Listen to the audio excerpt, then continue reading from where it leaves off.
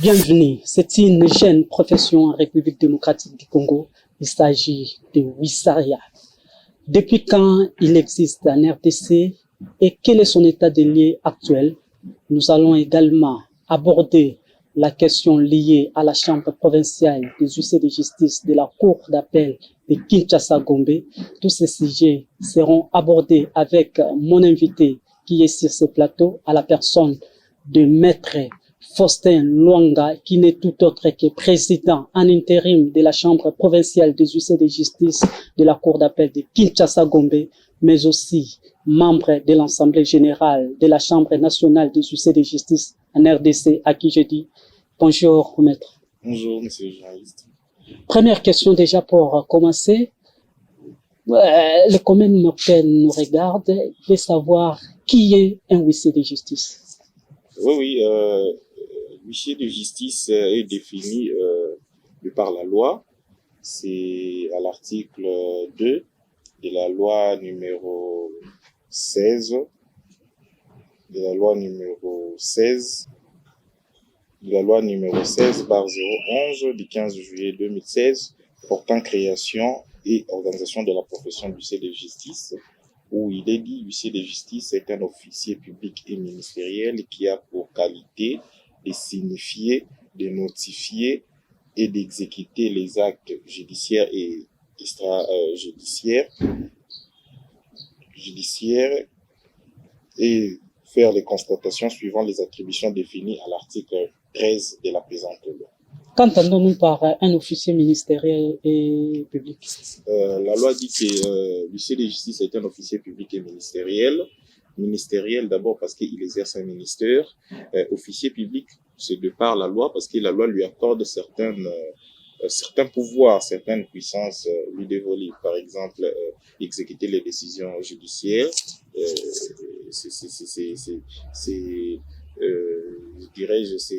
C'est de la part de la loi. C'est la puissance publique. C'est pourquoi il est officier public. Comme je vous ai présenté à l'entame de cette émission, vous êtes membre de l'Assemblée générale de la Chambre nationale des huissiers de justice en RDC.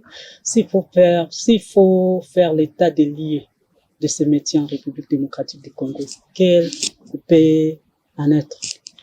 Bon, parlons de l'état des lieux de la profession d'huissier de justice en République démocratique du Congo. Je dirais que nous avons déjà un bel élan parce que il y a déjà certaines chambres provinciales qui ont été installées, notamment à Kinshasa ici. Nous avons des cours d'appel, la cour d'appel de Kinshasa-Gombe et la cour d'appel de Kinshasa-Matete.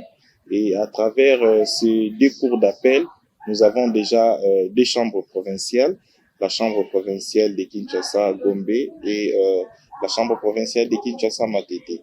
Au-delà de ça, il y a aussi les chambres provinciales de certaines provinces déjà installées. Nous avons la chambre provinciale du Congo, la chambre provinciale du Congo central. Bientôt, nous aurons la chambre provinciale près la cour d'appel de Goma, Bukavu, Lubumbashi et Kolwezi. Donc, nous sentons qu'il y a déjà un bel élan par rapport à la profession du justice en République démocratique du Congo. Mais il est à noter, il y a encore plusieurs failles ou encore, je dirais, il y a encore plusieurs difficultés que nous devons corriger ou soit chercher à relever les défis, notamment non seulement l'installation effective de la profession d'huissier de justice en République démocratique du Congo, mais aussi et surtout que la loi créant la profession d'huissier de justice soit respectée en République démocratique du Congo, parce que vous verrez que c'est les attributions dévolues à ces huissiers de justice sont violées du jour au jour, et nous sommes en train de travailler sur ça pour que dans les jours à venir, que nous puissions obtenir gain de cause. Dernièrement, je rappelle que vous étiez dans la province de Haut-Katanga, juste pour installer les chambres provinciales de cette province plutôt. Vous pouvez nous dire comment ça s'est passé? Bon, ça s'est bien passé parce que nous étions d'abord dans la province du Lualaba et dans la province du Haut-Katanga. Dans la province du Lualaba, nous étions descendus pour organiser les concours. Et après les concours, nous avons envoyé, comme la loi l'exige, les dossiers auprès du procureur général pour ses avis. Ça a été fait et nous sommes descendus à la province du Haut-Katanga, à Lubumbashi, où nous avons aussi fait passer les concours et nous avons envoyé les dossiers au bureau du procureur général pour ses avis. Et donc, l'objectif pour nous de descendre dans ces deux provinces c'était pour organiser les concours et dans les jours à venir installer effectivement le chambre provinciale près de ces deux provinces-là. Vous êtes également président en intérim de la chambre provinciale de justice de la cour d'appel de Kinshasa-Gombe. Première question par rapport à ce sujet qui me vient en tête. Depuis quand vous êtes à la tête de cette chambre provinciale? D'abord, ici à noter que depuis 2020, où la chambre provinciale près la cour d'appel de Kinshasa-Gombe a été installée, c'était le 15 janvier 2020. Nous sommes membres du bureau. Nous sommes secrétaire général de la chambre provinciale de Kinshasa-Gombe jusqu'à ces jours. Mais il faut noter que nous avons eu à exercer ou à assumer à 2 reprises les fonctions du président intérimaire, dont jusqu'aujourd'hui, nous assurons les fonctions du président intérimaire parce que bientôt là, nous aurons les élections pour voter maintenant un nouveau bureau. Je suis là, ça fait pratiquement 3 ans comme secrétaire général, mais comme président intérimaire, c'est depuis le mois de avril ou mai 2022 que je suis jusqu'à ces jours. Vous êtes président depuis, comme vous venez de le dire, depuis 2020, président intérim de cette chambre provinciale. Dites-nous, quels sont les défis que vous rencontrez ou bien des difficultés que vous rencontrez depuis que vous êtes à la tête de cette chambre provinciale de justice de la cour d'appel de Kinshasa-Gombe? Bon, les difficultés, comme j'avais dit, les difficultés sont là. Parce que la première des difficultés, et c'est que nous sommes en train de militer que la loi soit respectée. C'est la première. Le législateur congolais a voté une loi et le président de la République, chef de l'État, a promulgué la loi pour que la loi soit appliquée. Et donc, quand cette loi-là est violée, de temps en temps, ça doit déranger. C'est la première des difficultés que nous connaissons. Non, nous avons, la loi est violée principalement par d'autres agents judiciaires, notamment le greffier. Parce on a l'impression comme si c'est une bataille entre les huissiers, les gens d'église, surtout les communs de mortels et certains partenaires judiciaires, entre les huissiers de justice et les greffiers. Alors que la loi de 2016 qui crée la profession d'huissier de justice a donné les attributions à l'huissier de justice à travers son article 13. Vous verrez qu'il y a les attributions de l'huissier de justice, où seul l'huissier de justice est appelé à pouvoir les exercer. Mais de temps à autre, les gens gardent encore les anciens souvenirs, si je vais dire, les anciennes pratiques où les huissiers de justice étaient désignés par le chef des juridictions à travers le greffier. Mais ce n'est plus ça, ce n'est plus le temps. Ce temps-là est déjà révolu. Nous sommes maintenant une profession libérale où l'huissariat en RDC est devenu une profession libérale. Donc, seuls les huissiers de justice libéraux peuvent se prévaloir de ces droits-là à travers l'article 13 pour exercer ces attributions. Avez-vous déjà peut-être détecté certains greffiers qui violent cette loi et puis quelle est la démarche ou bien la procédure que vous avez menée devant ou face à eux?